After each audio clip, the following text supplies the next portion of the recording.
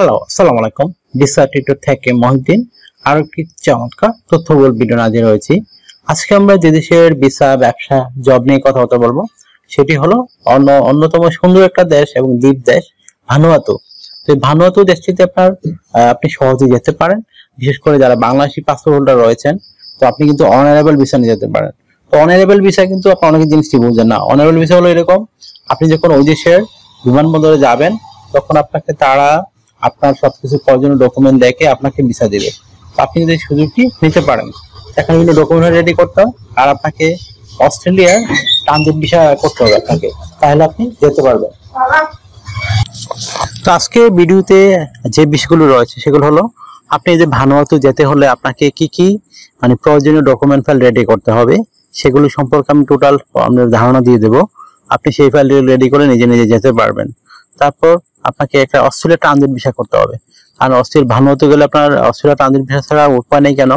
কারণ আপনার অস্ট্রেলিয়া অন্য কোনো ফ্লাইট নেই, এই জন্য ট্রানজিট ভিসার প্রয়োজন হয়। তো চলুন শুরু করা যায়, আমরা টপিকগুলো কভার করি। প্রথমে যে বিষয়টি আমি বলতেছি সেটি হলো, আপনি যে ভানুয়াতু যাবেন, তো ভানুয়াতু যেতে হলে আপনাকে অবশ্যই ভানুয়াতুর প্রয়োজনীয় ডকুমেন্ট ফাইলগুলো রেডি করতে হবে। সেই ফাইলগুলো হলো, আপনাকে একটা ভানুয়াতু থেকে হোটেল রিজার্ভেশন করতে হবে, হোটেল বুকিং করতে হবে, তারপর ফ্লাইট রিজার্ভেশন করতে হবে, আপনাকে কভার লেটার লিখতে হবে, কভার লেটার রেডি করতে হবে, আপনাকে প্রফেশনাল সিভি রেডি করতে হবে, আপনাকে ব্যাংক স্টেটমেন্ট নিতে হবে, অবশ্যই ডলার নিতে চেষ্টা করবেন, সাথে করে মিনিমাম $1,000 থেকে $1,000 সাথে নিয়ে যাবেন। আর যদি আপনি ব্যবসায়ী হন, ট্রেড লাইসেন্স, আর আপনি চাকরিজীবী হলে অবশ্যই এনওসি পেপার, আর যদি আপনার টিন সার্টিফিকেট থাকে, রিটার্ন থাকে, এগুলো সাথে করে নিয়ে যাবেন। এগুলো থাকলে কিন্তু আপনি ভানুয়াতু সহজেই যেতে পারবেন।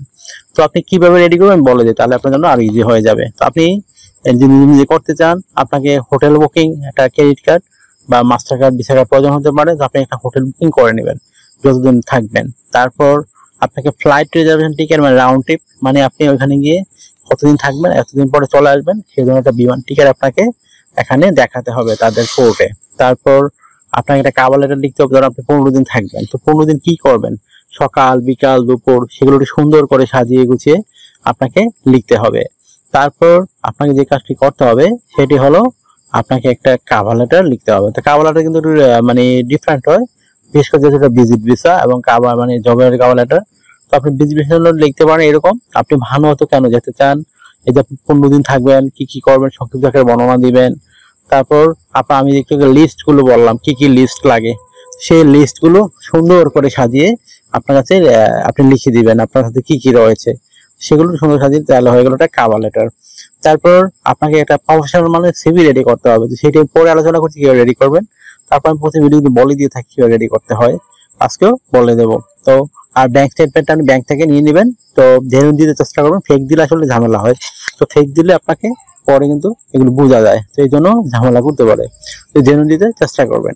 তো আপনি যখন ব্যাংক স্টেটমেন্ট নিবেন, আপনি ডলার নিতে চেষ্টা করবেন। যখন ব্যাংকে বললে হবে যে আমাকে এটা ডলারে কনভার্ট করে দেন। তারপর আপনি চাকরিজীবী হলে অবশ্যই এনওসি পেপার নিয়ে নেবেন, সরকারি বেসরকারি যেই হোক কোনো সমস্যা নেই। তারপর আপনি ব্যবসায়ী ট্রেড লাইসেন্স, রিটার্ন সার্টিফিকেট, এগুলো আপনি সাথে করে নিয়ে যাবেন। আর আপনি একটা প্রফেশনাল সিভি কিভাবে রেডি করবেন, তো সিভি রেডি করতে বিভিন্ন ডকুমেন্ট লাগে। আপনার এনআইডি কার্ড, আপনার পাসপোর্ট, আপনার একটা লিঙ্কডইন প্রোফাইল, পাসপোর্টের ছবি, আপনার কাজের অভিজ্ঞতা, ওয়ার্কিং হিস্টোরি, আপনার এডুকেশন ব্যাকগ্রাউন্ড সার্টিফিকেট, আপনার সরকারি ট্রেনিং সার্টিফিকেট, এগুলো থাকলে আপনি একটা প্রফেশনাল সিভি রেডি করতে পারেন। তো কি তথ্যগুলো সাজাবেন, একটা মোস্ট ইম্পর্টেন্ট বিষয়। তো প্রথমে আপনার এনআইডি কার্ড, পাসপোর্ট অনুযায়ী আপনার name, personal details, contact details আপনি অ্যাড করে নেবেন। তারপর আপনার লিঙ্কডইন দিয়ে দিবেন, পাসপোর্টের ছবি অ্যাড করে দিবেন, কাজের অভিজ্ঞতা, ওয়ার্কিং হিস্টোরি, এগুলো অ্যাড করে দিবেন।